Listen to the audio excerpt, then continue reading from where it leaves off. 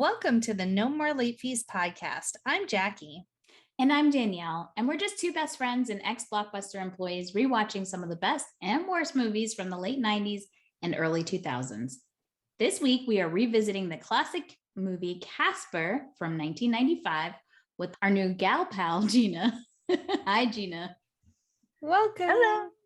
Hello. But before we dive in, let's get into some housekeeping. If you love the pod... What? Sorry. What? Jackie? Go ahead. If you love the podcast and you want to support us, here are a few ways you can. Did you know writing a review and or rating us helps us get more listeners? If you want to be featured and help us grow, head to Apple, Spotify, Podchasers, Good Pods, or your favorite podcast platform and leave us a review.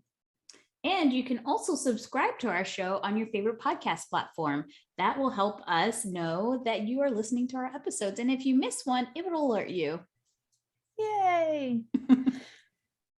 And if you'd like to further show your love for the podcast, head on over to nomorelatefees.redbubble.com and get you some swag. We have a ton of merch with our logo on it, and you can rep No More Late Fees. Well, let's get into the movie.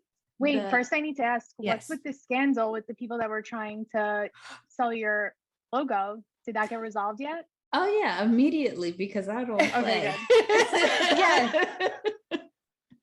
I like the next day that person was taken down.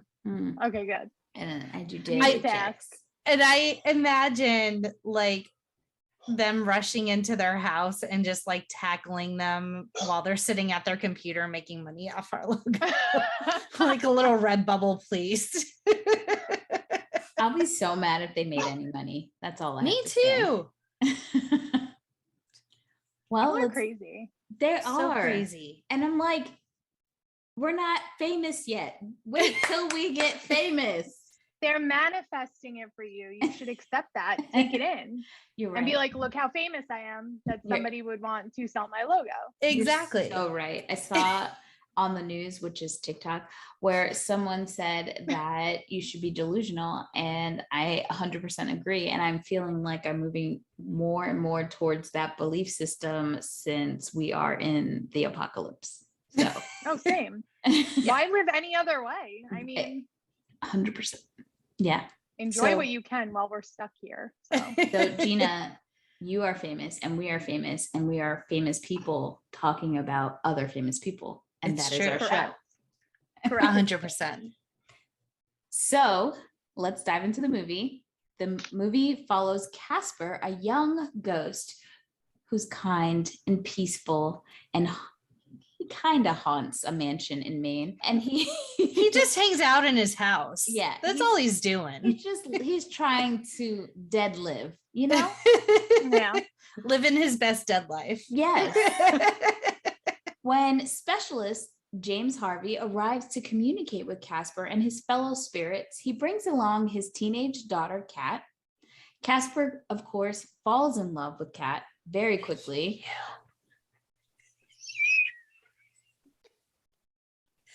Continue.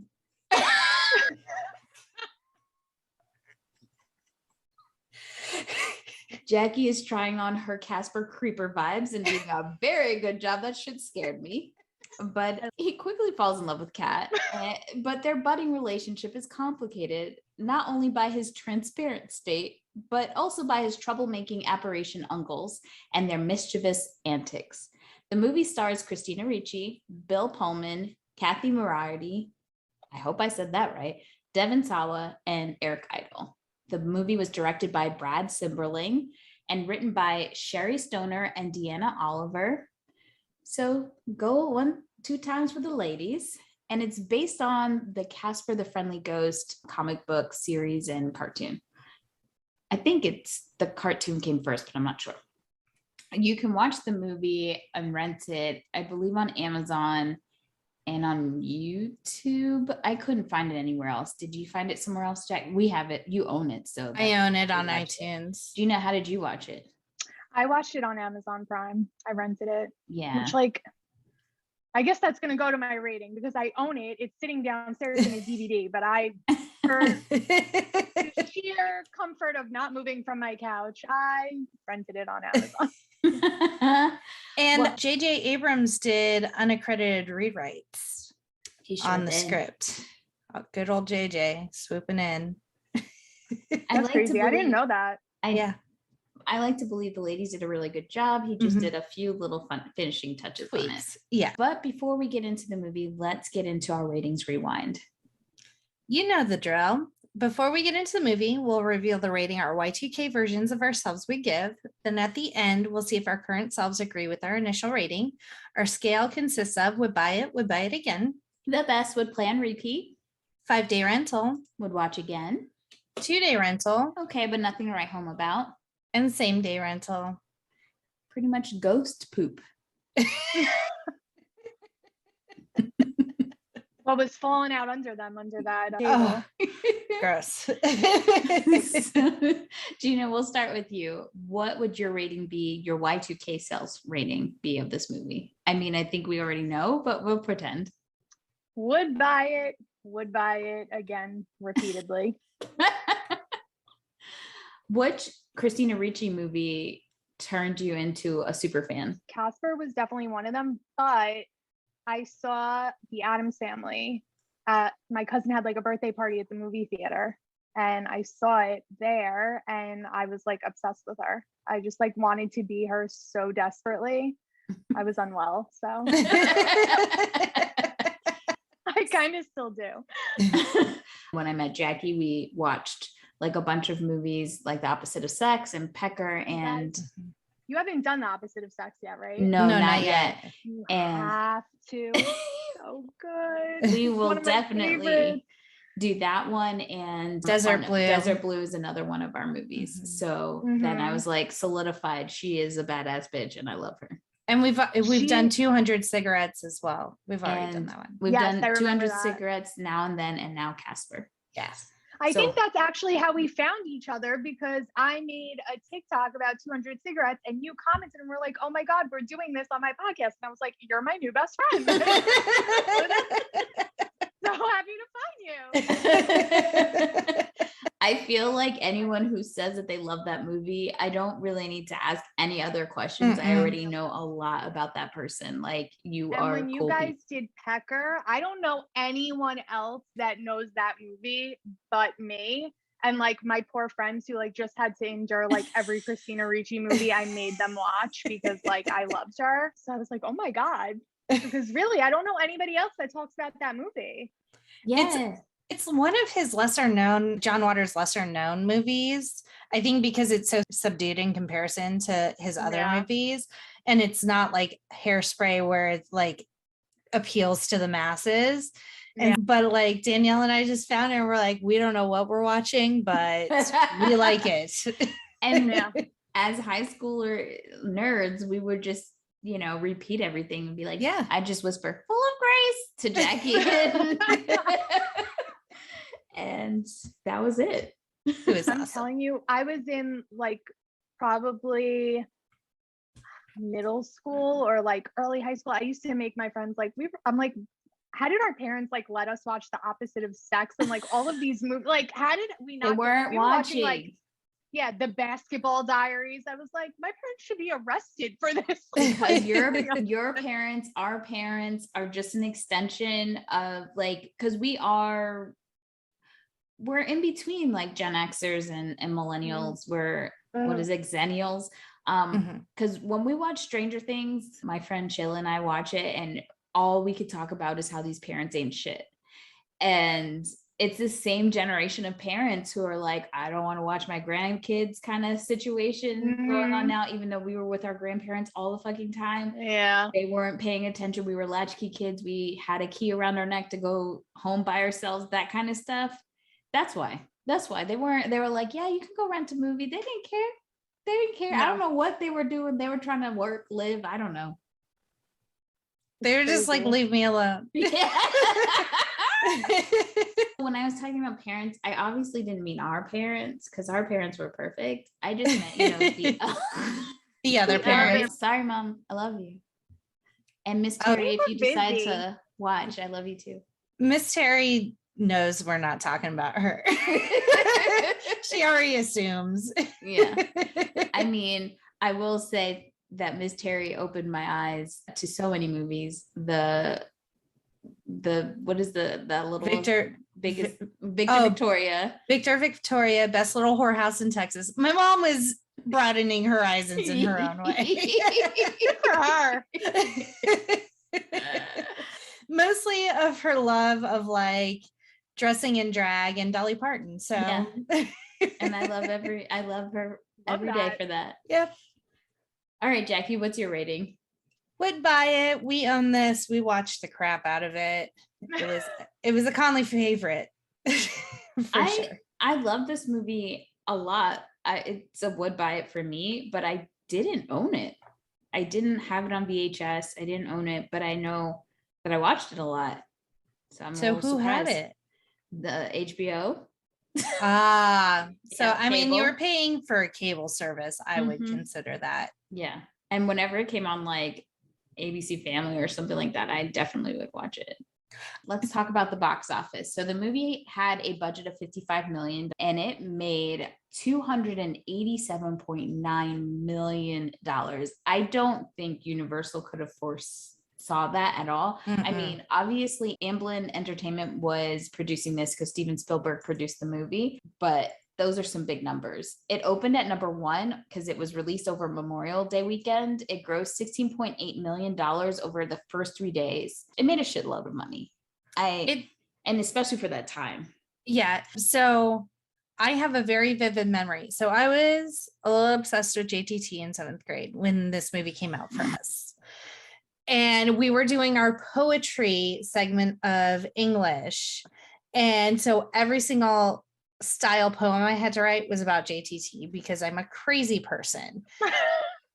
And my English teacher, bless her heart, came so excited on Monday after this movie came out. And she's like, Jackie, you have to go see the new Casper. That boy you like is in it. And I was like, this is going. I was like, oh, is he? That's really cool. Thank you for letting me know. And I went home and I'm like, that's not JTT. Oh my God. But she tried so hard to connect with me. Yeah. So this wasn't the first time we saw Devon Sawa. We saw him in Little Giants first. And then I did not have a JTT crush. I was not on the Leo bandwagon, but I definitely thought Devon Sawa could get a nice kiss with my lip gloss, because, I was too young, but I thought he was a cutie, a hottie toddy. I'm glad the JTT thing did not last. And I wrote out that Devon Sawa because obviously he's a short king. He's a short. Well, not even that. Cute. Yeah. It's just like Devon Sawa, like the tattoos, aged like a fine wine. Yeah, he is. And he had like a rough patch there, but he made a really good comeback, and you have to admire him getting his shit together. I'm just glad he made it. Like, we have to really give props to all of our teen idols, especially from the early 90s, that actually made it, because like Jonathan Brandis, I was obsessed with. I also love Brad Renfro. Like, a lot of my faves didn't make it. Yeah. So they crazy. didn't make it, y'all. It's sad. I know. So what do you think was the draw that got so many people to go see it? Do you think it was the special effects? Do you think, Christina was pretty big then, but like, are kids dragging their parents? Aside from like, I probably would have, like, were other kids like dragging their parents to go see her? I think kids in general, like, it seemed like a kid movie. And so if you think about it like this, the 80s really brought in a time period where it was probably like the first time where teens and preteens, not just teens, but like preteens, had like a lot of buying powers. And then maybe I could say the 80s were where the teens had a lot of buying power, but the preteens in the 90s, like, we definitely had a lot of buying power. And you could see how they started to cater to making more movies in that time frame for not just teenagers, but for like that in between age range. And I think it was also like sci-fi. Casper also was popular in like the 60s and earlier age. So I remember when I was little, I used to watch Casper on VHSs and I loved the cartoon. So if I was watching it, then most likely my mother, when she was little, was watching it. So I think it was two different generations coming to see for two different reasons. And even watching it, like rewatching it more closely, because I knew we were going to talk about it, I was like, these special effects are kind of still amazing. Yeah. Like even by today's standards, which is wild. Would agree. Like it was pretty stellar. And like the acting that Christina and Bill had to do, I mean, they were talking to tennis balls for almost a good majority of the movie and reacting to things that weren't actually happening. And like, I saw her in a recent interview talking about how like they would initially like put the tennis ball where it was going to be, but then they would like take it away. So really she was like acting to nothing. That's which crazy. Like some of the like, and it was so like interactive. Even like I was like watching the scene where they first see each other. So like she's like fighting with the pillow, that's like him, and like throwing the sock and turning around and like seeing him. It felt so real that it's hard to like even comprehend. It was to nothing. Like to me, I could never do it because I'd be like, oh, I'd be embarrassed to like do that. Yeah. But like obviously that's her craft and her life. But I was like, it's amazing, really.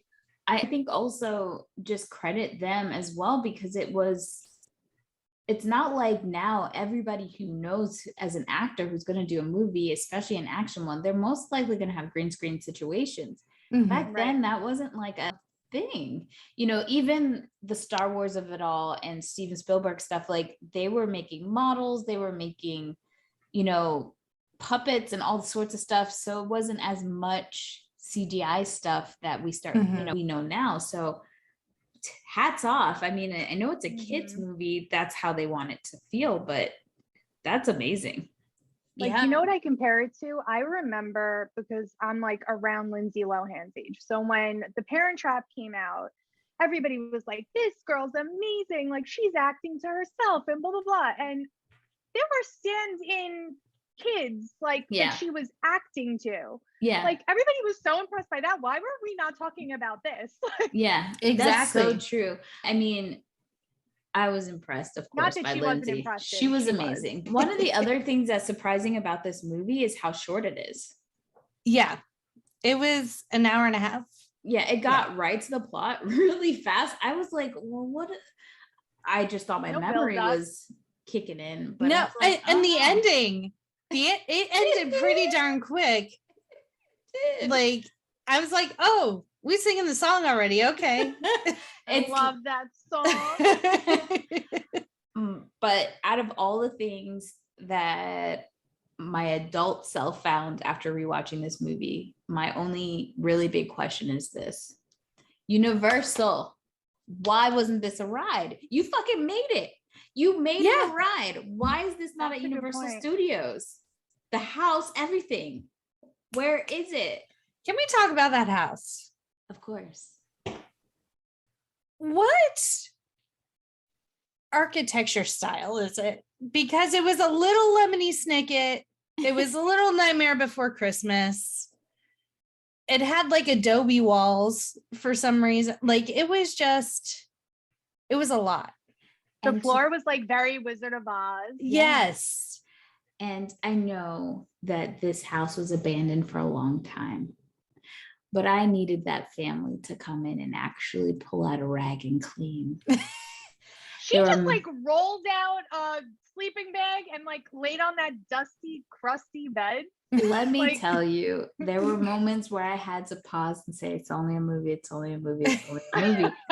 But when the ghost went into the dad and he went to go wash his face and he pulled that dusty rag and there was that big ass spider web, I said, sir, you don't see that. I mean, nasty. In fairness, he was possessed. So, you know. I'll tell you one thing that will pull me out of possession is dirt. Well, and then they don't take the time to clean any part of the house. None. But then Kat sets up the playroom in a half an hour, and it is like Molly Maids came in and cleaned. Also, so what's the situation with Casper and his hands, right? So he just wants 5 fingers. That's all he wants. But he can make it solid and not solid what he wants. I saw him sprinkling his fingers in the pan to make a fork to make that fake scrambled eggs.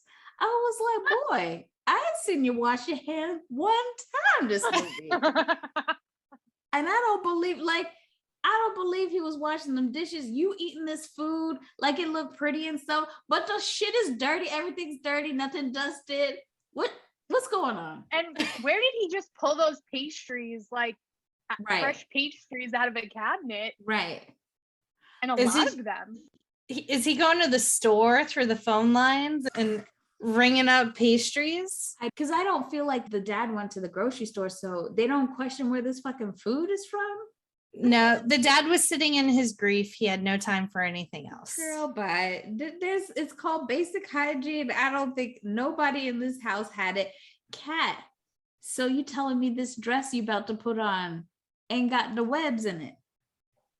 And clean. You're gonna wear that. It had to smell horrific. It had to feel horrific. And that's what you want to wear on your date? That however old dress that's been sitting, molding, fermenting. Yes, and she wears it the entire time they're down in the basement. She gets toothpaste on it, shaving cream on it. And another thing is she wears it as a costume, does nothing to it, does nothing to her hair, doesn't put some makeup on, nothing. She just wears this old ass dress that hasn't been washed in 100 years. And that's her dress, her costume. We could have done something. She was very busy to do makeup and hair. She had a lot on her plate. Yeah, she had dust. Lots of dust on her plate. I'm just saying, I would have gone room by room. I could not. And then they had the nerve to have a fucking vacuum, multiple. She out there trying to vacuum ghosts. Bitch, you need to vacuum these webs and the dust. Mm-hmm. And that's all I'm going to say. That's all I'm going to say about it. The other thing I cannot accept about this movie is, and I do this to myself all the time. So Bill Pullman, when he played this role, was 40. That did not look like a 40-year-old man. How old did you think he looked? I don't know, older than 40. But that's the thing, like, if you look back in that time period, 80s, 90s, when I found out how old the Golden Girls were, I was like, you fucking lying. Those bitches aren't like 10 years older than me, 20 years old. Like, that doesn't make any sense. Yeah. So I don't know if we've all found the fountain of youth. That's why Gen Z thinks if you're over 30, you're decrepit, because look at what that used to look like. And it's wrong. I think Gen Z is just being assholes because they don't watch those movies. They don't even know who Winona Ryder is. That's not. I think tragic. Just think they're being jerks. But yeah, it's crazy. 40. I will say he must have smoked because his teeth were. I needed a whitener. You know. I didn't look at him that closely. I didn't, but either. I believe you. Maybe that's the thing for me. I saw the teeth and I was like, nah, damn, you were pulling off that sweater, but them teeth. And he had the 90s boy McDonald's hair, Golden Arches hair. I like the hair. The hair was like, made me feel like home, you know, like, oh, I've made it. I'm back here. But I don't know. I was floored at the age that was associated with that sweater vest or whatever he was wearing. How old was Carrington? Kerrigan. I follow someone named Carrington on TikTok, and so I kept writing, and she just did a whole TikTok about her name, and so it was like fresh in your mind. It's stuck in my brain. And where have I seen that actress before? Because I know it's not just that movie. Soap Dish she was in. That's it. Love that movie. I loved that And I movie. always get her and Kathleen Turner confused. I literally think they're the same person. They're not. They obviously. definitely have that raspy voice situation going on. And I noticed, this is horrible and it's going to offend a lot of people. Oh boy. Oh, I can't wait. So I'm watching, I'm like, hey, why do I know that guy? Disclaimer, I have watched very little Monty Python. So there's that. And I'm like, but he's very familiar to me. Why is he so familiar to me? Because he's the guy that is in the Figment ride at Epcot. You're so right. I forgot he was in that. He does narrate the Figment ride. And like he goes throughout the entire ride and narrates it. And so it's like that voice is ingrained in my brain. And I was just like, how do I know him? And like, I know there'll be people like, he's fucking Eric Idle from Monty Python. And I'm just like, the guy, the scientist man from Figment. Yeah. He probably makes way more money from what you know him for than from what they know him for. This is true. Honestly, Jackie, I wouldn't feel bad about that. Okay. I don't think I've ever seen a Monty Python movie. I know who all of them are. Yes. But I don't watch those movies. Anyway, let's get into the movie. So we start out, we see this creepy house making whale noises, and it's like a gate that's locked, and these kids are, I'm assuming they were dared to go in and get a picture of themselves in the haunted house. Did you notice who one of the kids was? Squints from. So they go in, and Casper's just being a good host, says hello. Naturally. He was so polite. It was so sad. He was. Yeah. And he would like practice talking to people. Oh, my heart. And so, of course, kids freaked out. And that's how we're kind of introduced to Casper and Whipstaff Manor. That's right? Yeah. Okay. I don't like the name of that manor. I was going to say, no. It's giving plantation vibes. The choice was off there. I never noticed it before. Yes. Absolutely. Then we go to the will reading of the owner of Whipstaff Manor, and his daughter, who is a terrible human being, is sitting there listening to Ben Stein drone on about how like, is that Ben Stein? Yeah, that's Ben Stein. Oh shit. I did not. Couldn't you tell by him being expressionless? No, I don't, I don't know if I even paid attention to him. All I was thinking is, God, I just want to be this rich to have some lackey person that I could push around. He loved her. Whatever, love me, whatever. I just I don't want to be that mean, but it just seems like a little mean. I just want to be that is my character that I want to live to be the scheming bitch who has someone who sees the good in me, who's always ride or die for me, and just like takes my abuse, but still believes that I have a heart of gold underneath all of my hate and rage. That is just, it's such a cozy place, Beautiful love story. Yes. It really is. I'm looking for you if you're listening. So we see Ben Stein reading the will. And essentially the dad has given all of his money to all of these animal charities, my favorite of which was Dyslexic Dalmatians. I didn't know Dalmatians could read.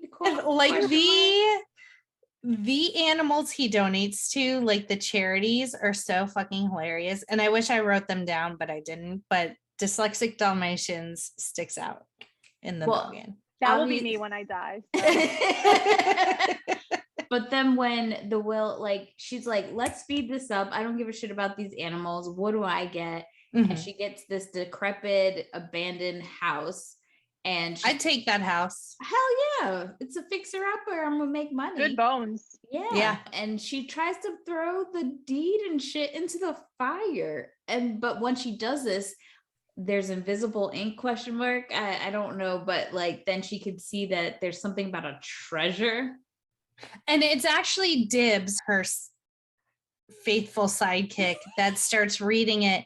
And then she makes him pull it out of the fire, and he legit like has like 2nd-degree burns on his hand. And he's like, I think I need to go to the hospital. And she does not give a shit at all. No. I mean, are we put surprised? his hand in there? Oh, well, she did. She did. She did. She literally told him to put his hand in the fire. My bad. But like, my question to both of you is, after I was watching the entire movie, why did the paper react in that way to fire and have this whole like almost treasure map situation where it's saying there's a treasure? Oh, Like, because so I mean he was There's a reason. he was a kid at the turn of the century, and I think like invisible ink and things like that were like the new hip thing. So, and when they go down to, Yes, sir. Like fun toy. Yeah. That's exactly. what they had. That was fun. And then when they went down to his dad's workshop in the basement, he said, my dad was always working hard, but he always stopped and played pirates with me and would find my hidden treasure. And so he would make these treasure maps for his dad, and his dad would go and find where the treasure is hidden.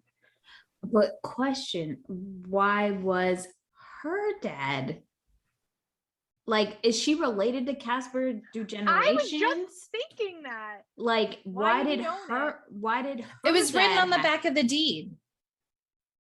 Oh, so Casper just found a piece of paper and wrote the treasure map, and it happened to be on the back of the deed. Gotcha. But if the dad owned it, was the dad haunted by Casper, or was he? Did he know Casper, her dad? He probably knew Casper, but then he died, and then I mean, I didn't mean to say it like that, but like, where was Carrigan's dad? All these ghosts are just allowed to hang out in that house. Why couldn't he? If you look at the picture of Casper's dad that they show later, it's very old timey. It's giving pioneer times kind of.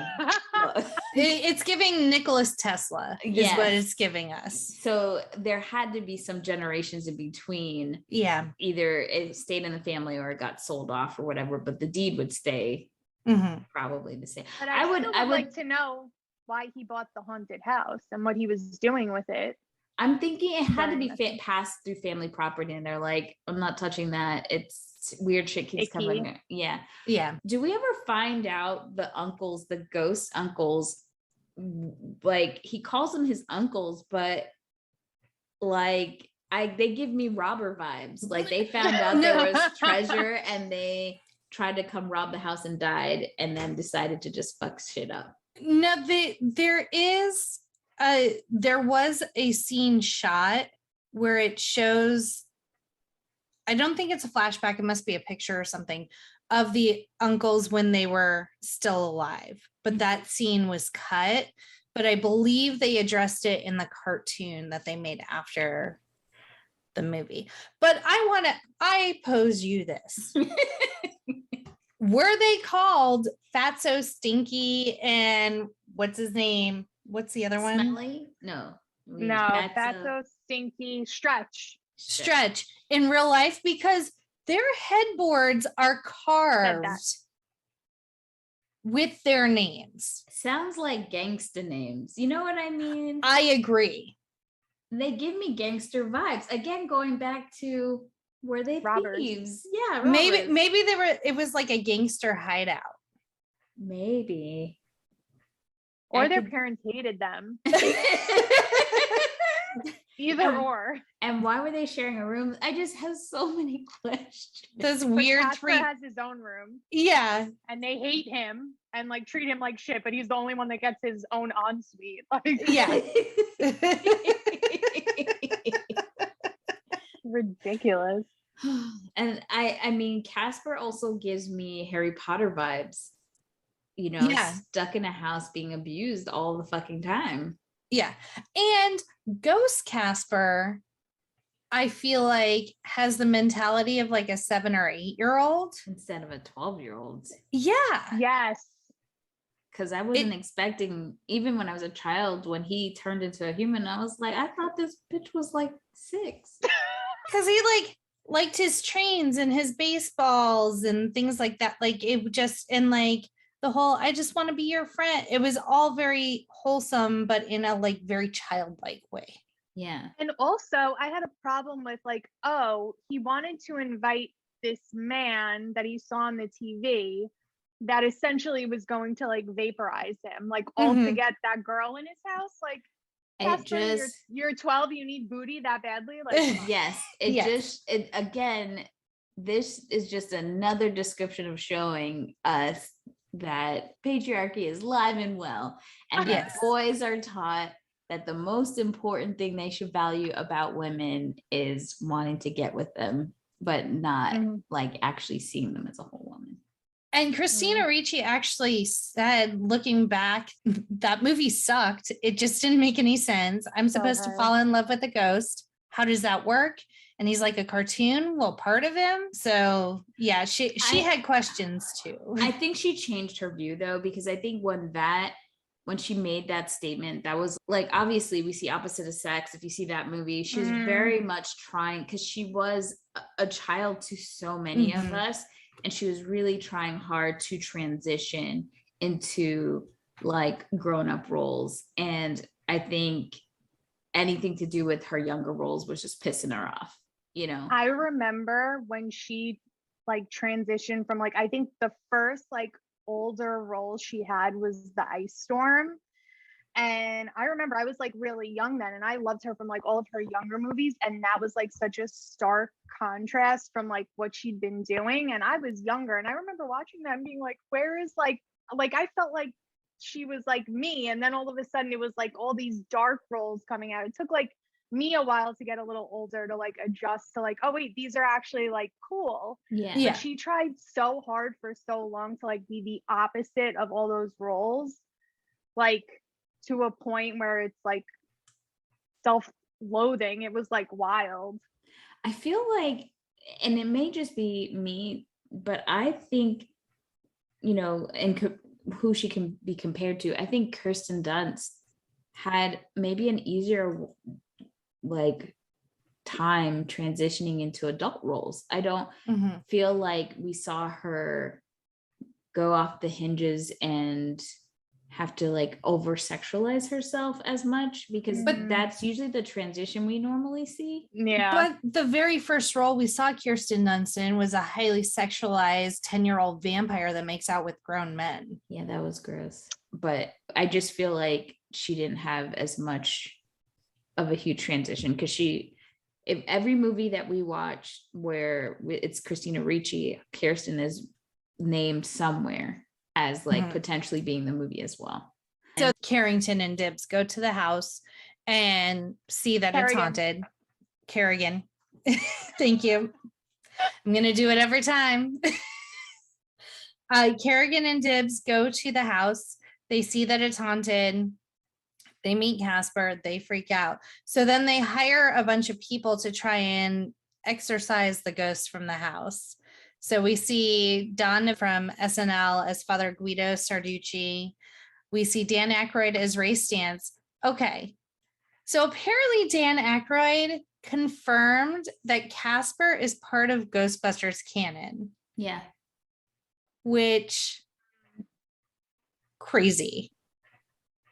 I can't even think of that. But this was his last portrayal as Ray Stantz until Ghostbusters Afterlife that came out in 2021. So there was a pretty big gap with him playing that character. And so a lot of big cameos in this movie. I like forgot. Yes. Yeah. Later on, we see they're kind of the uncles are changing the dad into different people. And we see Clint Eastwood, Rodney Dangerfield, Mel Gibson. And then there was a cut clip of him turning into Steven Spielberg but they cut it due to pacing, and Spielberg was happy because he did not fancy himself an actor. So after they see that like everyone's running away and they're, you know, trying to figure out how are they going to get these ghosts out, what happens next, Gina? Wait, what part were we up to? Of them? The hotel. I think she's at the hotel now. Oh yeah. and So the TV so Cass makes sure that Kerrigan sees that TV so he could get his girl and the ghost man to come to his house. And she calls him up and he immediately decides, yeah, we're going to just pick up our life, get in the car and head to Whipstaff Manor. By the way, that car ride scene when they're heading there, I remember that shot of her in those sunglasses so vividly. I wanted like those sunglasses so badly. Also, that line about the cactus crooners or whatever, where he says like, oh, sorry, is this about your cactus crooners? I looked up for the first time what that was, and somebody said they had a copy, or I mean, this is like hearsay, right? But that they saw a copy of the original script and she was in like some choir or like singing group or whatever that she obviously had to quit because they were moving. So that's what the cactus crooners were. She was in Glee Club. Yeah, I thought it was cactus fooners. I was like, what the hell is that? And then when I looked it up, it was crooners. So there you go. You're welcome. I just think it's so weird that his profession is a psychiatrist for ghosts so that they can crossover into the afterlife. And he literally was on TV and people were taking him seriously. I don't know. I mean, he was on Hard Copy. Oh, I remember Hard Copy. It was like the low budge news program with lots of ghost puns. But then when faced with a ghost, it was clear to us he had never actually seen a ghost before. Yes. He outed himself immediately. Yes. Because I thought he would have been chill. You know, haven't you been doing this, homie, for like a while now? You're a professional. And we do learn that he's doing this because he is searching for his dead wife to see if he believes because she died and left him and his daughter that she has unfinished business. And so he is also on the hunt for her. So he wants to meet these ghosts really so he could say, hey, can you go upstairs and check if mom is home? Thanks. Yes, exactly. That's his whole goal. Meanwhile, poor Kat has been to 9 schools in 2 years. And she's like, I just want to make a friend. Like, can we stay in a place long enough where I can like have a full school year? Yeah. Can you do that for me, Pops? Or drop me off at grandma's because I'm sick of this shit. Yes, exactly. Yeah, they had no other family. No one. It's weird. Not a soul. And then they get to the house and are greeted by Kerrigan and her little man. Lapdog. With flowers. I was like, okay. And a giant ass vase. It looks like they stole those flowers from like a cemetery. 100%. And they probably did. Very on brand. And meanwhile, it seemed like they were supposed to pay him up front. But then because all the other people failed, they're like, no, you're not getting this check. Meanwhile, Homeboy doesn't have any money. Yeah, but neither does it. Seems like Moriarty didn't have any money either. Yeah. So like, are we playing a cat and mouse game here? Like, you obviously have to sell the house to make the money, and I need the money for you to give it to me, so I have to help you sell the house. But I never really dealt with ghosts before. So who was playing who in this scenario? And she was so strict about like the timeline of when these ghosts had to be gone. When like him and his daughter were the one that had to live in the house with those beings, not them. Yeah. But that was the other thing. Like, okay, I understand that you're paying me to do this job, but maybe it's because he didn't have money. But like, why are you bringing your daughter into the haunted house? Yeah, crazy. But I do want to talk didn't believe it. It's just nuts. I do want to talk about the people that could have actually played Kerrigan. So Glenn Close, Kathleen Turner, which you were talking about, Gina, Carrie Fisher, Miranda Richardson, Sigourney Weaver, and Michelle Pfeiffer were all considered for this role. And Michelle Pfeiffer, very young to be. Yeah. Has to be a lot younger than the rest of them, no? Interesting. It's hard to tell how wonderfully she's aged, so I'm not sure. But I don't know if I mean, besides Kathleen Turner, I think Carrie Fisher could have pulled it off.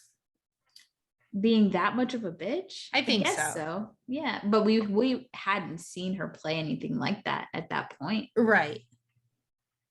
But she could have. I would have loved to see Sigourney Weaver. She does bitch classy very well. Yes. So now she's called them to come live in the house. They're moving in. Again, they're not dusting. They refuse. And it looks like Kat is the skilled one when it comes to home repairs because she's able to turn the electricity on and tells her dad that they need to like go get some stuff. I, of course, not being handy, don't know what the hell she said that they need to get. Something about amps or something. Yeah. Jackie, you? I glossed over that part. Yeah. So they get the lights situated. They start moving their boxes in. And is it Kismet? Who knows? But Kat picks Casper's room to lay down her stuff. Sleeping bag. Yeah. Her sleeping bag. Of course. Roll it out. Of course, she doesn't change the sheets or nothing. So you've got 200-year-old sheets on the beds. It had to stink in there. Yes. Yeah. Stale. Yes. And there is a continuity error because she puts her box that her dad brings her in the closet, but then later she kicks it out of the way when she's rolling out her sleeping bag. I was like, wait, that box was just in the closet. Unless Casper brought it out. Yeah, and Casper and all this time is like, how am I going to make it a hot boy summer and let her know I'm here? I mean, obviously it's Halloween time, so a hot boy autumn. Yes. Finger autumn. Yeah, why does he not have 5 fingers? He wants to know the way he died. No, he wants to know the same thing. He just wants his fifth finger back on each hand. It's something he's quite obsessed with. He mentions it multiple times. How did I miss him mentioning it so many times? It's his biggest beef with like being dead. Otherworldly, yeah. Interesting. Forget the fact he has no legs anymore. He just goes into like a wisp at the bottom.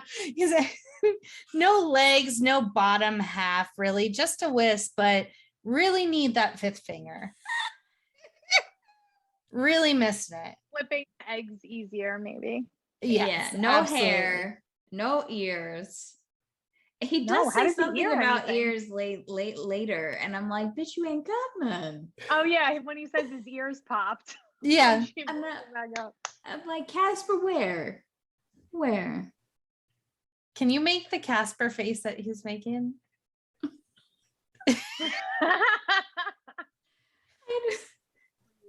I know. I had to block my teeth. Oh yeah, he has no teeth either. Perfect. That's pretty good. He did really well. Do her.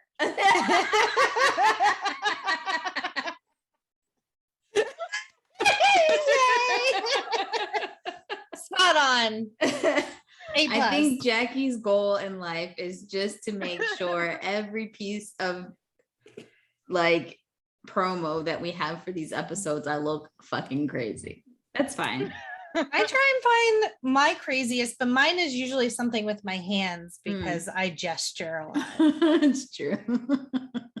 Yours just your eyeballs, your face says a lot.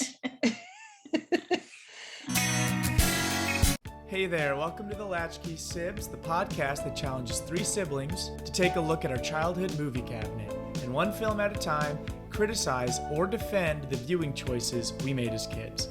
I'm your host, Gray Baker, and I'm the youngest. I'm Holland, and I'm the oldest. I'm Allegra, and I'm a Scorpio. So what we do, each week one of us will present a movie to be critiqued, and the other two will be scoring it based on 5 specific categories. Can we follow this? I put it at a 6. It's a pretty ridiculous plot. It's a pretty ridiculous plot. Appropriate for children. I had it at a 7. I'm keeping it at a 7. Oh, come on. I have it as a 9. Each week's score will be added up, and at the end of each season, the sibling with the most points will be labeled Master of the Remote Control, and the loser will be forced to do some sort of punishment. I think we can let the magic be whatever the magic needs to be because it's a movie and it's a children's movie. Hand-wavy children's movie answer. I'm just saying. I'm like, listen, you old fuck. You just Me Too'd your friend. Okay, the horse scene. Jesus Christ. Yes. That is erotica. I also wrote, Yes. this movie is horny. This whole movie So horny. is so horny. Okay. We are the Latchkey Sibs here for you, reviewing movies from back in our youth. Tune in every Wednesday to find out who becomes the master of the remote control on Latchkey Sibs.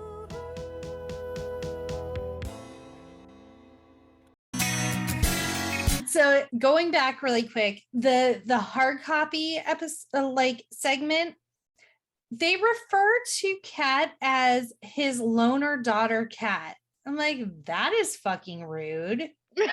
Even as a child, I was like, why you gotta say it like that? She's a fucking loner because her dad won't stop moving her all around the country. Right. Ghost hunting. Yeah. She was in the Cactus Crooners, for God's sakes. Give her some credit. Give her some credit.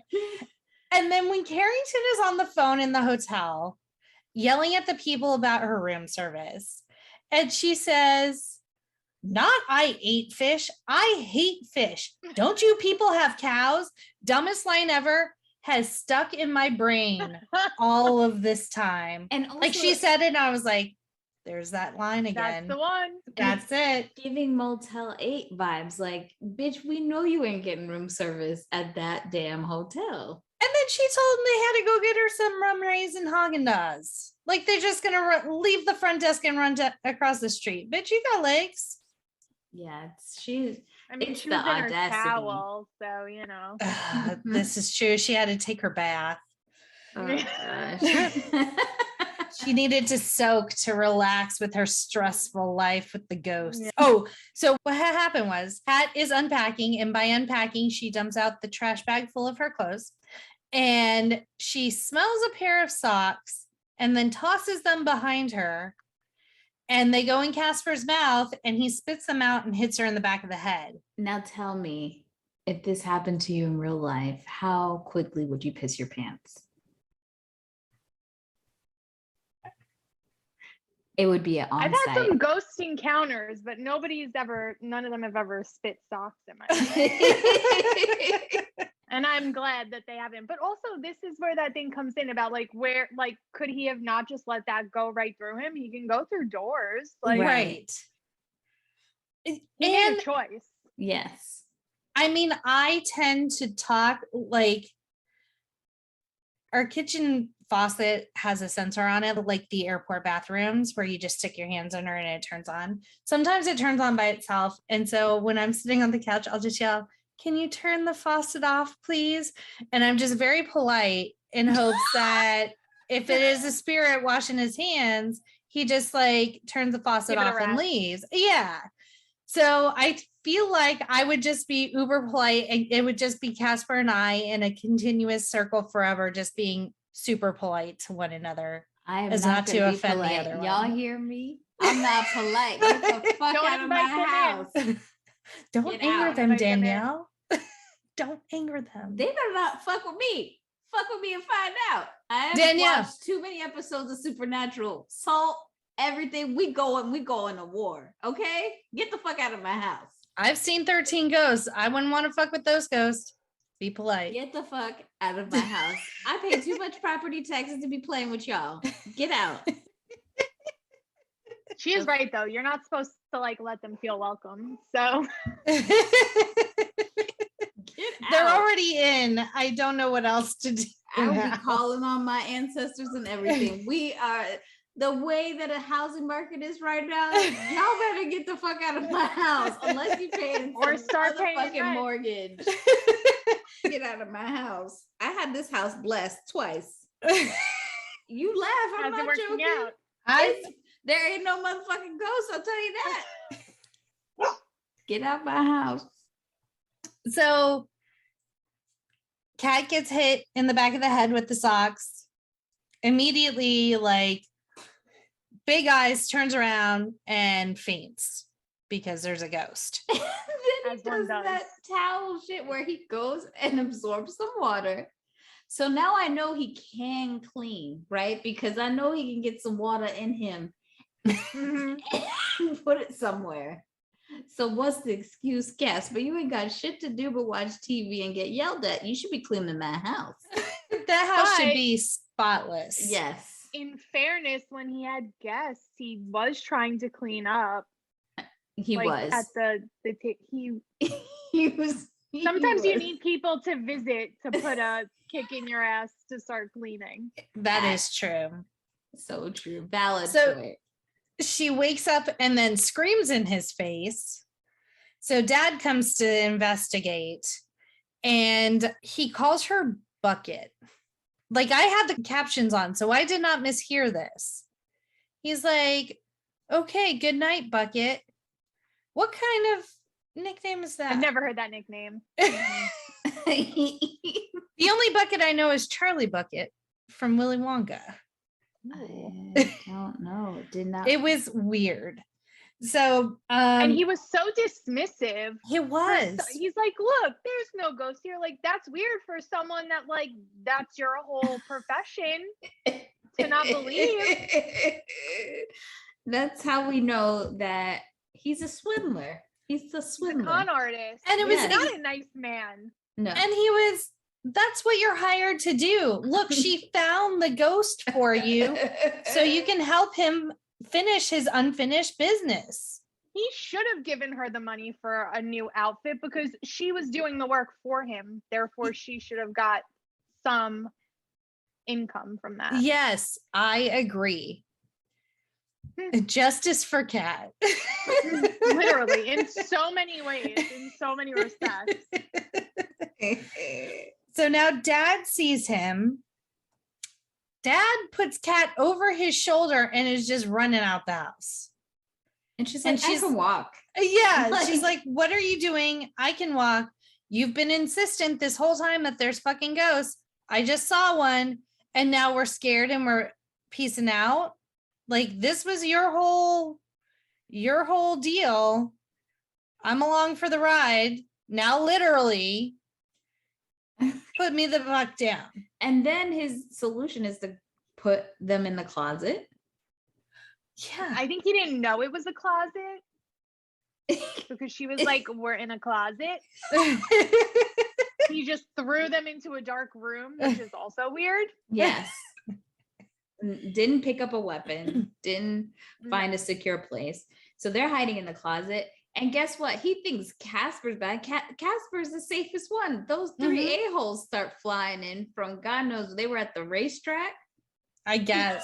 They like to party. I have the hiccups. Oh God. Oh no. So How do yeah. they bet on anything at the racetrack? I think like, are they haunting the people at the racetrack? I feel like they were fucking with the race by spooking the goat, spooking the horses. Oh, that makes sense. So now the uncles are fighting the dad. The dad like plungers one in the face. And this was another scene where I was like, I can't believe he's literally doing this by himself. It was a lot of physical comedy. Yeah. Take the image of them out of there. That had to look ridiculous in real life. And he made it believable. You're right, because if you think about it, Bill Pullman and Christina Ricci had a lot of scenes together, but then they had a lot of separate scenes where they were essentially by themselves, because we're so in it. We're like, oh, she's talking to Cat. Casper, he's talking to the uncles, but no, they were talking to All themselves. about themselves. Wow. Wow. Wow. We need to start making a list of like the actors who should have won Oscars for their performances, because it would be Vincent D'Onofrio in Men in Black as Edgar. And Angela then Bassett in everything that she's ever done. And now Christina Ricci and Bill Pullman. Still am rooting for Wesley Snipes to get something for Blade because he became Blade. 100%. Oh, my favorite Wesley Snipes movie is, and he could have won an Oscar for that too. Yes, all of them were amazing in that movie. So good. Dad finally vacuums up the uncles and is able to contain them for a period of time. I just want to say, as the token Black person on the show right now, that there's no fucking way, even after vacuuming them up, even if we stayed for that long, I'm not sleeping there. I would have been like breaking track records. How fast you wouldn't have even showed up in the first place. You read about that. You would have looked at that house and been like, no, not for me. Or a promo for the new movie Nope. This is not where my story ends. No, thank you. 100%. And unless the Backstreet Boys are going to be popping out this door singing to everybody Backstreet's back, I love that. I'm out. Yeah, when I think about the Backstreet Boys music video for that song, that is the one thing that I kept looking at was the floor of that house. And I was like, why does it feel so familiar? I know that floor. I've been there. This floor. Like, imagine if you had amnesia, right? And there's things that you just feel like, it's like, what if one of the movies that you watched a lot, you thought that was your life? Like your memories were really the plot of a movie. It would be one of your TV It would be shows. Friends for me, because it's my night Sometimes show. I do think I do that because like when I get obsessed with something, my personality just meshes. Like I become like whatever that character is. I try to just like completely like assimilate myself to that life. So like my life is not even my own. So it's a conglomeration of everything you've absorbed culturally. Ever loved in life. Yeah. So now it's time for bed. And now Kat and Casper are cool, and they're just going to share the bed. And they're all just laying there, hanging out. That's normal. He's watching her sleep. And he like sleeps at the bottom of her bed like a dog. Yes. It's sad. He's real friend zoned here. Yeah. Tragic. And then the next day, Kat heads downstairs, and this is the scene that was giving me a headache. Anxiety. Yes, a lot of anxiety because Casper is Mama's in the kitchen with Casper. Like he is just making stacks on stacks on stacks of pancakes. He's making eggs. I do love the little egg machine though, although I know it hasn't been cleaned in 200 years. It's super inventive and cute. And then he pulls his two fingers, which gave me gynecologist vibes. And he is just scrambling those eggs and getting Kat's breakfast, her dirty dozen ready. He's trying to be hospitable. Yes, he is doing it up big style. Then Kat's dad comes down. Before they can even dig into these pancakes, here comes these assholes. I don't know how they got out of the vacuum. Oh yeah. And she's walking around with that like little dustbuster. Like, how are you sucking fatso up in that? Never happening. Yeah. It's true. It's very true. And so that's where you guys were talking about, like, where do these pastries come from? Because all of a sudden Casper pulls out these 3 trays of pastries for motherfuckers who can't even digest food. But you know what? Did they I'm not even gonna lie. taste it? I think look like it. I feel like they can, and I feel like I would do this if I was a ghost. We're all just shit machines, Danielle. We shove it in. And I love tasty food. So yeah. It's just gonna fall out anyway. So now Kat's off to school, her new school. She meets Vic, and he's chill. But then we meet Vic's girlfriend, and she has RBF. She plays a bitch all the time. So good. But she's so good at it. She really is. So this actress, I remember her from Milk Money. What do you remember her from? That's what she's from. I love Milk Money. Yes, me too. But rewatching it as an adult, thank God it's out of our time questionable frame. At best. There's so many movies from our childhood that I'm like, oh my gosh. These kids went and got a fucking prostitute. And she was like, pay me. And she showed them her titas. They were so young.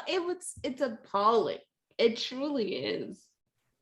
As she's walking to school, she sees Guy from Mighty Ducks. That's his name in Mighty Ducks. And that's what I'll be calling him for this episode. And his horrible girlfriend, they're riding by. And then when they get into class, now their teacher, sir, there's several things wrong with you're this telling teacher. me that you got to note that this child has started in your class and you couldn't differentiate between her first and last name. Yeah. Harvey Catherine. I'm sorry, sir. You read names for attendance every day. You know which way they go. Is there a comma? Also, he announces that because of the asbestos in the gym, they were going to have to postpone the Halloween dance a couple of months. Resting bitch face is like, well, the boathouse was just redone, so we can have it at my place.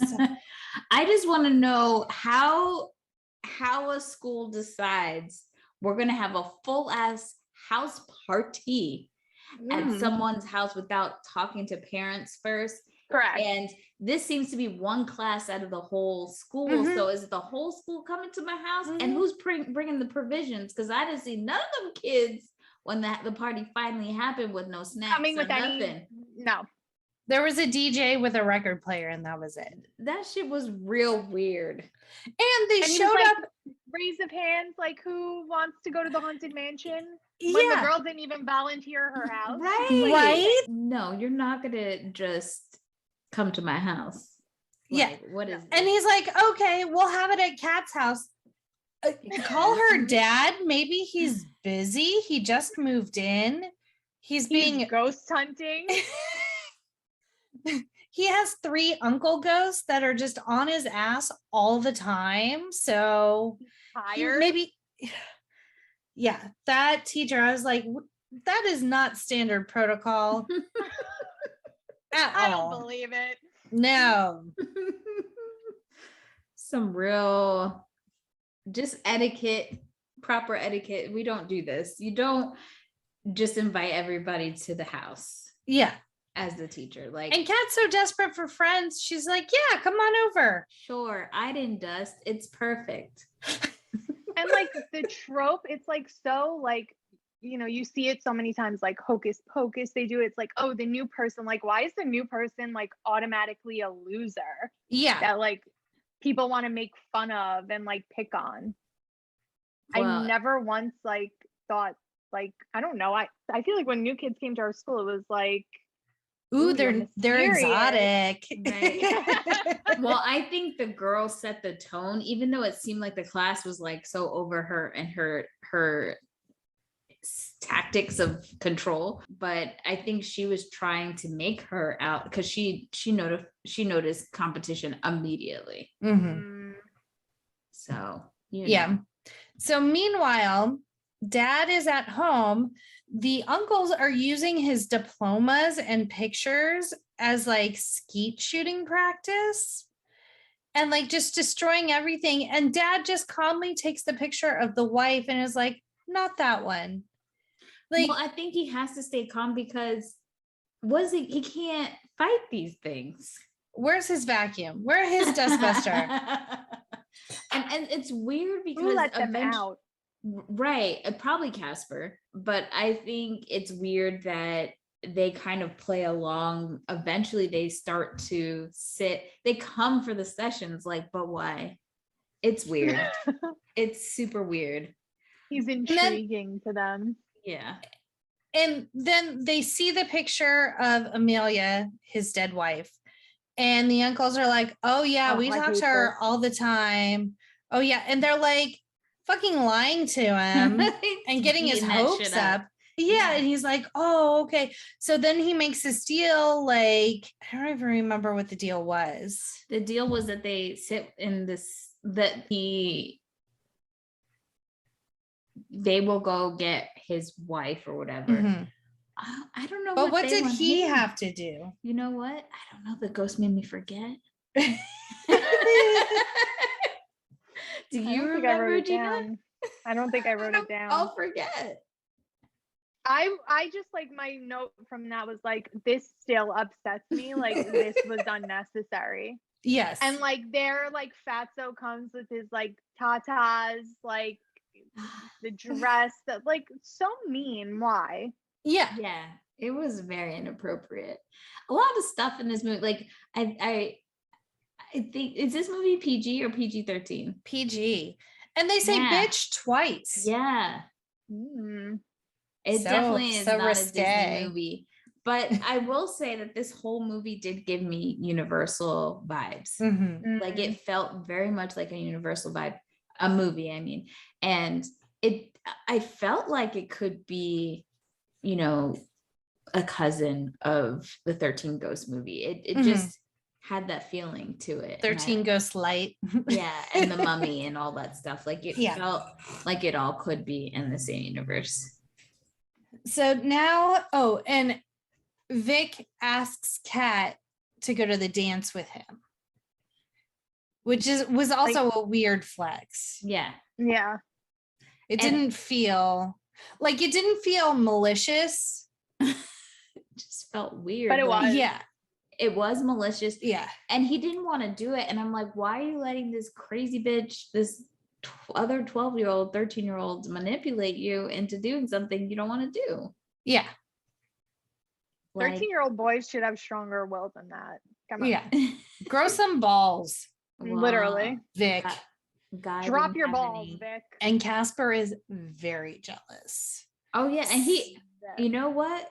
You know how I said I wanted a like lackey to follow me around? I think I might be switching that to a ghost who's fucking shit up with people who are coming after me. Tying all the shoelaces together. Yes.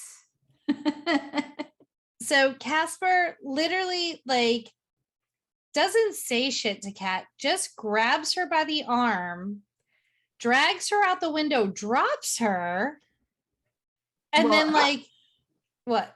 He's trying to that he could be cuter than the other guy, like just as cool. And so he does some weird stuff, but it's very much of a like yes. It's like a 7-year-old thinking this is how I would get a girl, you know? Yeah. This is why too you don't associate him with being like Kat acts so much more mature than he does. Yeah. Like she's like, what the fuck are you doing dropping me out a window? Don't do this. And he's like, this is going to be great. But then he ends up taking her to a lighthouse and they have this heart to heart. She's telling him about his mom and stuff. And then she asks him, like, what do you remember? He's like, I don't remember anything. Like, I'm just a ghost with 4 fingers. And which is really, really sad that he doesn't remember his life or anything. So I think that makes the whole idea of being able to move on hard, because if you don't even know what your life was like, you don't know what your incomplete business is, I guess you could say. I mean, his whole reasoning, he does explain that his whole reasoning for not moving forward was because his dad was there.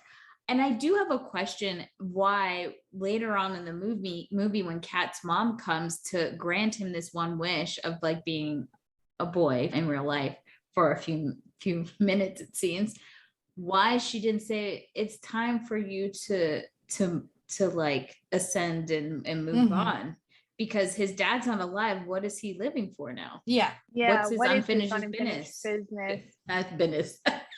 Business. Because then there couldn't potentially be a sequel. Gotcha. And like the three uncles, what are their unfinished business? All they do is torture people all day. They just like to party. Agents of chaos. So after they get back from the lighthouse, it's night time again. And this is where we get the, can I keep you? Every time you do it scares me. Like there's a lot of the parts of this movie that felt so romantic as a kid. Like there's the one part where they like touch hands for the first time, and that she's like, "Can I hurt you? Can you hurt me?" And I was like, "Wait, this was like kind of romantic." Are we boning right now? Is this how ghosts and people bone? What's happening? So the next morning is when Kat is like, "I found your Visa card in your wallet. I need a costume." And he's like, "There ain't shit on that Visa card, so good luck with that." Yeah, and I mean, flippant with her, and like he's just, I don't know. I'll make you a potato or whatever. Yeah, roll you leftovers. Roll you up in aluminum foil and make you leftovers. I was like, that's actually a cool idea, but how much aluminum foil? Like I was starting to think about. You have to go to the Dollar Tree for that. But then I started thinking about how aluminum, like if you scrunch it up a little too much, it can get a little hard and start scraping and poking you. And I was like, maybe this and then is how not you the sit look. down. Yeah, maybe this isn't for me. Yeah. And she's disappointed, but she's like, okay, I understand. It's just like she's recognized her lot in life to just not have much and not expect much from her dad. This is when she goes upstairs and finds Casper's playroom and sets it up in like 45 minutes. And he comes in and he's very excited because the toys trigger his memories. So he's so cute. What does he call the train? Is it Hootie? The train, like he's riding the little train around.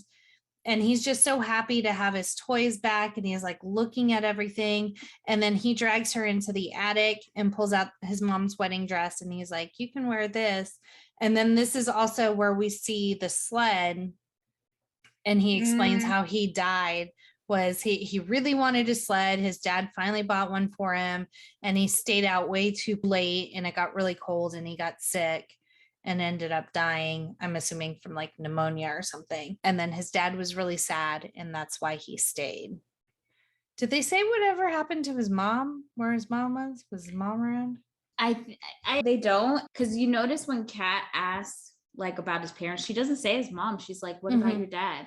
So yeah. I think it's just trying to build those parallels of like they just have their dads, and I think they just leave it at that. Yeah. And then it's something else triggers in his mind that his dad was an inventor and that he was working on a machine to bring Casper back to life. And there's like all these newspaper articles about how his dad was pegged as like the town crazy person because he swore that his son was haunting him. And so he was trying to figure out a way to bring him back. At the same time, what is her name? Not Carrington. Who are you talking about? Carrie. Every time her and Dibs justice for Kerrigan.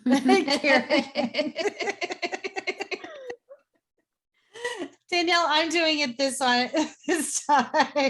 Cannot remember her name. So Kerrigan and Dibs are kind of eavesdropping, and so they're like, oh, now we know where the treasure's located in this secret vault. Yes, in this secret lair that the dad has. And so he flips a hidden bookshelf. She has to sit in this chair that becomes like this ride down into the dungeons. So fucking convoluted. That would have been a great ride. I'm telling you, like Universal. I don't know why we ain't got this right, and now it's like nobody nobody younger would have knows about Casper. So it's like, you've missed your mark, my bro. No. We could have used the up and out of machines. We could have.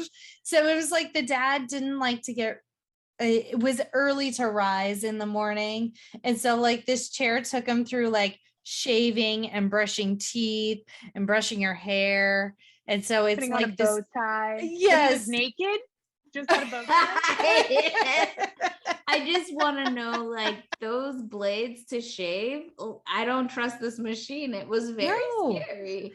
Well, and every time Dibs goes through it, he gets more and more like sliced up. His clothes are all cut. The second time he goes through, he has like bandages on his face. It's a mess. And those blades have, I hope they had their tetanus shots, like 200-year-old blades. Those things should have been rusted. That whole situation should not have still worked. And I love how like Casper is finally figuring all this stuff out. And then he finds the secret elixir that there's only enough for just him. And then there's like a water pool on the floor. And they have to figure out how to raise the Lazarus machine. And Kat's like moving stuff around on the desk, and she noticed there's one book that doesn't move. And so she opens it up, and it's the button to raise the machine out of the pond. And so I just realized, like the Lazarus, there was like a meaning there with that name. That literally just hit me. No, my mom's maiden name is Lazarus. And when I was younger, I was always like, I felt like a connection to it until like I'm just sitting there like, oh wait, there was like an actual reason they picked that name. It wasn't just the last name. I also think it's great, like all of this is happening. These two idiots are scheming about, they want to get into the vault, and they realize the way to get into the vault is if they become a ghost, then they can go through walls. And then also they want to steal the potion. Well, it's not both of them becoming ghosts, one of them, because obviously there's one elixir. And so they're going to spend time trying to fucking kill each other. And then at the same time, the dad is, trying to keep the other uncles occupied because he has promised Kat that they're not going to be at the house when she has her party. So they're getting him out wasted. And then they start to bond with him and realize he's a cool guy. And they feel like this trio should be, a quad, but then they feel bad about wanting to kill him. But then he fucking dies anyways because kills himself.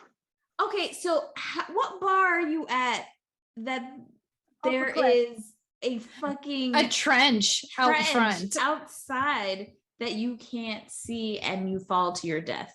So he's dead. They fly him back. Casper's finally about to become a fucking real boy, and he can't because of these. Well, because Karen, now you got me sick. And Dibs have stolen the ooze from him because they need it for someone to come back. That's what he said. It's like a primordial ooze instant soup mix is how he describes it. Okay, Casper. I mean, that sounded more your age, but that's the only thing you said that sounded mature. And yeah, it's this weird like fight between them. Like Dibs like smears something all over the floor and she falls out a window and you think she's dead, but he goes to look and then she's in the car trying to run him over, and then the car's on a cliff. And you think the car is going to fall over, but it doesn't. But then she just doesn't look and she gets out of the car and there's no ground beneath her. It feels like that TikTok trend where it's, I'm alive, I'm dead. Like that's what it feels like. They're fighting. I do like though that he like finally turns on her. Yes. She gets her karmic revenge. Yes. Lapdog, stop lapping. Yes. And so she pops up and she's like, the bitch is back. And now she is a ghost. And why so big? Why so much bigger than everyone else? I don't know. Can you? I don't know. She's pumping up her energy. She was like Ursula. It was scary. She's giving big dick energy, Yeah, literally. This is fair. Or big death energy. Yes. So she goes into the vault, grabs the treasure chest. Apparently, there is a handle inside the vault to just walk back out with the treasure chest. Meanwhile, the entire school has shown up for the party, let themselves in, and have like essentially And started. one chaperone. That's it. Yeah. That doesn't seem like enough. No. After like the parents in that town knowing that you probably need tetanus shots to go in there. But again, we're in the 90s. Who cares, right? Let the kids be kids. Totally. And so Kat lets them in, but she's like, make yourself at home, and then runs off again. Yes. It's like, what the hell is going on? And I've got a ghost to bring back to life. Exactly. My ghosty boyfriend here. I need to cook him. In the Lazarus machine. And you're gonna be in trouble. Hey now, hey now. My Casper's back. That's on the soundtrack. Y'all didn't hear it. I remember it. So this is when Dibs like fully double crosses her and takes the treasure, and he's like, nah, I'm gonna be all right. You don't need to come back. You can be a ghost. Line. And I'm going to get a dog, a little bitch, just like you. And he's going to name it Kerrigan. Thank you. I'm sitting there. I'm like, she going to get it right this time. I even have it written down right. And I referenced it. Still got it wrong. I'm going to send all of these times I said their name wrong to that TikTok person because she's embedded in your brain. She's done her job. She has. And she doesn't even go by her name. She goes by CJ. That's like again, in her ghost form, she gets the treasure box. She doesn't open it yet. And she is like ready to go being the rich of her spoils or whatever. I don't even know if that's a saying, but anywho, Casper and Kat start to play mind games with her and say, you know, oh yes, you seem like, what unfinished business do you have? You've gotten everything. You've got the treasure. And she starts mouthing off like, I've got everything. I'm living on top of the world. And she, you know, is totally fine. And then of course, that's where got him. They're like, oh, well, come to the light, my daughter. And then she's like, no, I'm not ready to go. And then she's gone. Hoodwinked by 12-year-olds. Explodes in a ray of sunshine that she is not. Yes. And then the treasure chest pops open and it's a baseball. And Kat's just kind of like, that's your treasure? And he's like, yeah, it's a baseball autograph by Duke Snyder of the Dodgers. He's my favorite player. Kat, girl, you need to go get that evaluated because that shit is worth money. It probably is. A lot of shit in that house is probably worth money. Them toys? Mm-hmm. Yes. We're not thinking straight here. Vintage. People. No. Yes. And just as Casper's like, okay, we're good. Awesome. Let me get in this machine, become a real boy. Dad swoops in as a little ghosty, and Kat's just like, what the fuck now? Orphan status. Yes. And so she's trying to get him to remember. And then I think she remembers that like the toys jogged Casper's memory. So she needed something to link him to her. And so she did the pinky swear that they always did. And then he was like, oh shit, I fucked up. You think? And Casper did not hesitate. He's like, get into the Lazarus machine. And Dad comes back as a human and Casper is still a ghost. And so Kat has to get to her party because she's tardy to the party. Which, like, maybe console your ghost friend who just quite literally gave up his life. Right. For They're your like, dad. we gotta go. Selfish little thing, you. Yeah. See you later. Yeah. Thanks for your help.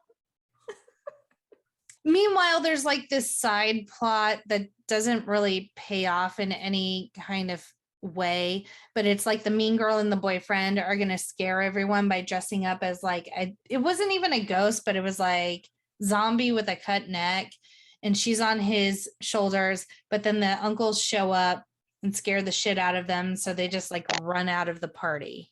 It's real stupid. Real stupid. But I do like how and I like that. I like how she felt, and I like that he dragged her ass too. Yes.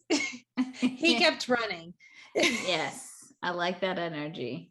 So Kat's just kind of sitting there, swinging her feet, being ignored by everyone at the party that she is hosting.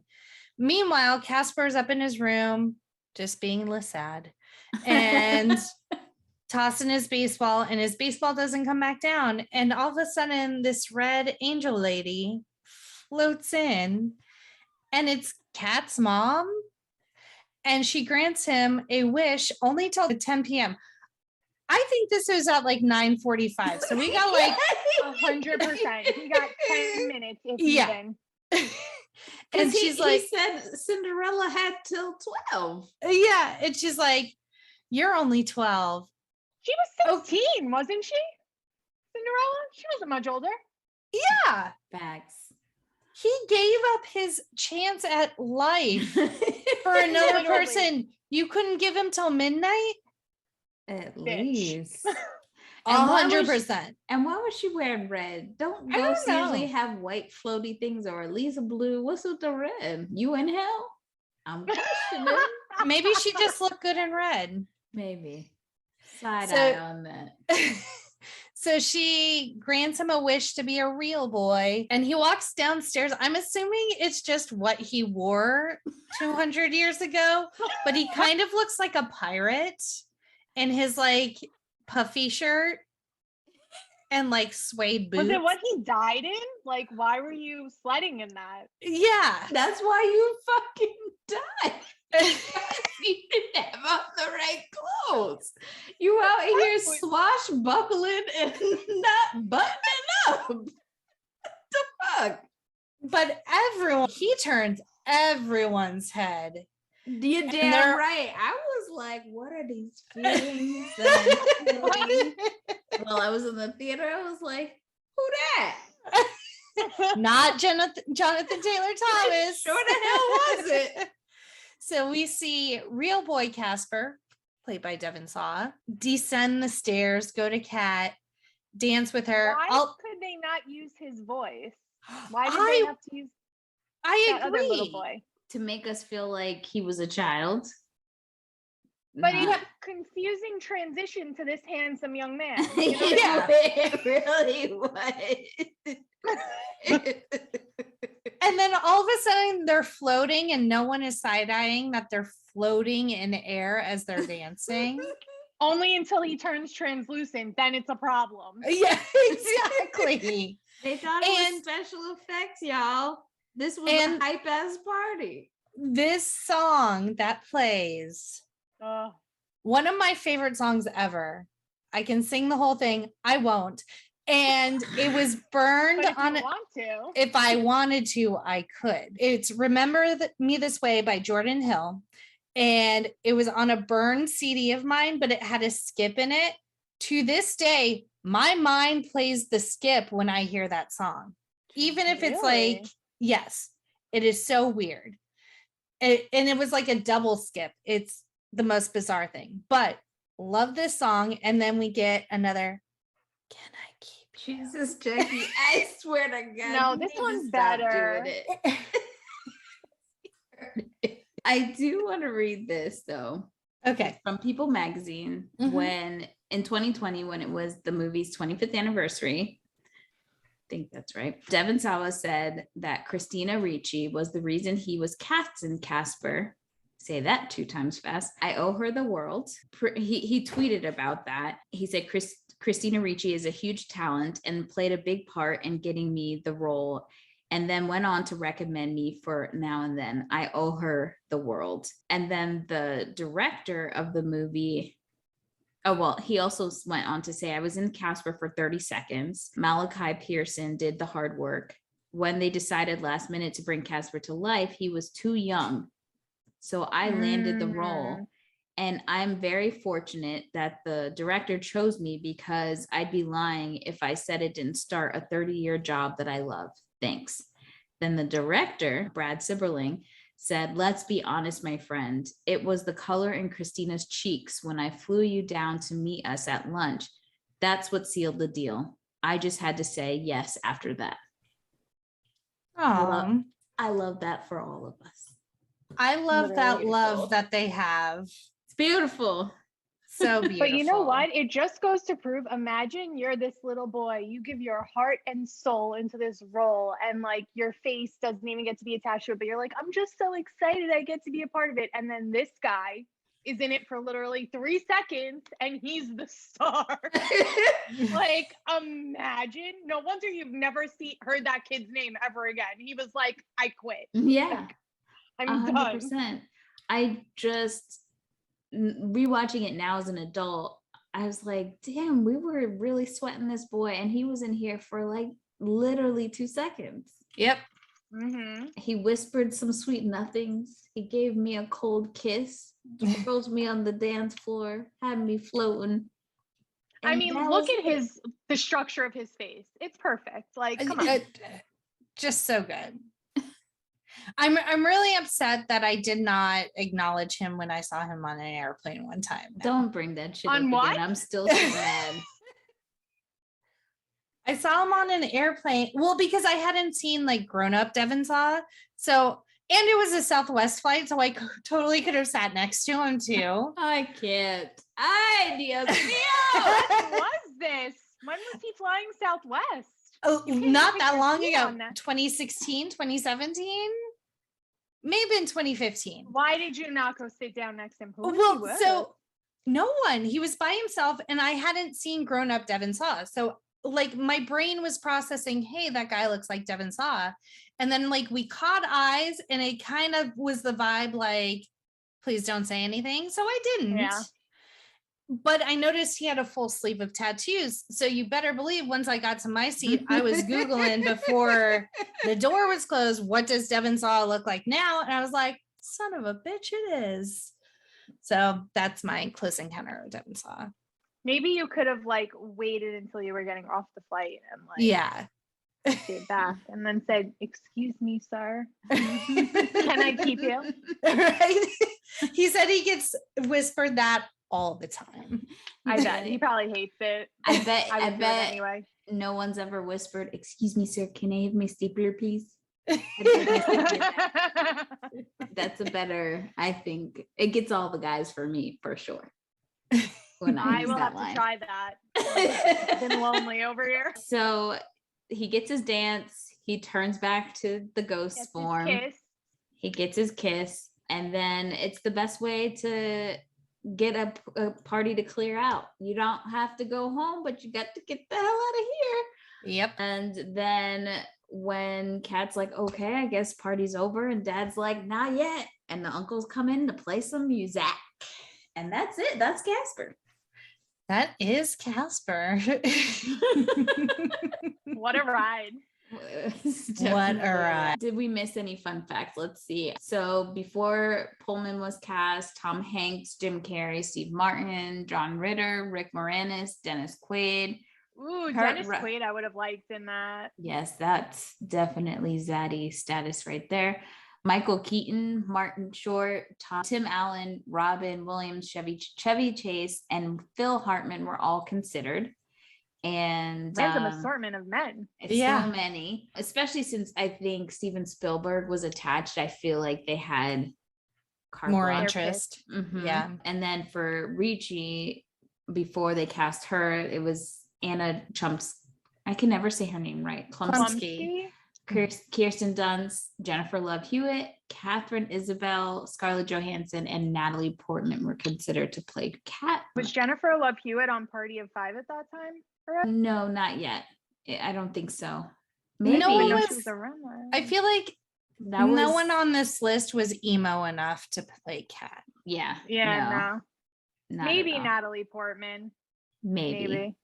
I think she still would have looked really young. And I do love that Zelda Rubinstein, who was going to reprise her character from Poltergeist, but it got cut.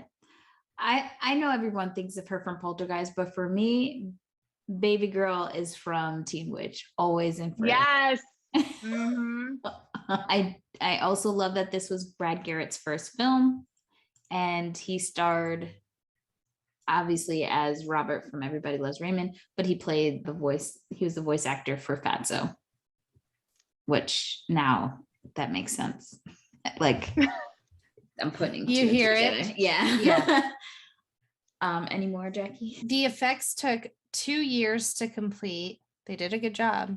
Took their time. And then James and Kat Harvey are named after Harvey Comics, the longtime publisher of Casper the Friendly Ghost. They did intend to make a sequel, but Christina and Bill Pullman didn't want to return. So instead, we got that Hillary Duff thing. Yes, we got the Hillary Duff thing, and then we got a new cartoon out of it. Yeah. As well. And then this is the first 2 movies from 1995 where Christina Ricci's love interest is Devon Sawa, second being Now and Then. Well, before we get into our ratings, Gina, you guys, if you haven't listened to our little teaser episode before this episode where we got to talk to Gina and get to know her a little bit, you should definitely check her out. But if you didn't and you want to finish, you're all the way at the end, no problemo. Gina is actually one of our TikTok friends. She loves nostalgia just as much as we do, maybe even more. And she has a great TikTok account where she talks about pop culture, everything from that time period. So Gina, why don't you tell everybody how they can find you? You can find me on TikTok. It's There G Goes. And as always, you guys can check us out at No More Late Fees on Instagram, Facebook, TikTok, Twitter, and YouTube. And let us know what you thought about Casper, your Y2K ratings, your current ratings. If you're mad at Jackie for saying Carrington the whole time.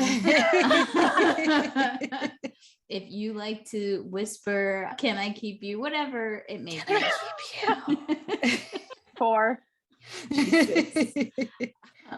Gina, why don't you tell us what your today rating is for this movie?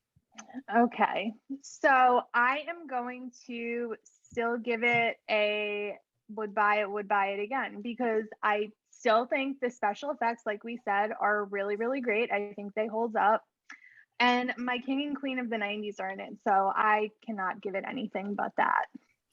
Love it. Love it. Jackie? I still own it on iTunes, so would buy it again. Same. I have no huge issues. I mean, obviously, I'm always going to talk about some cleanliness issues, but that's not a big deal. It is a movie, I'm aware. So it's definitely a would buy for me.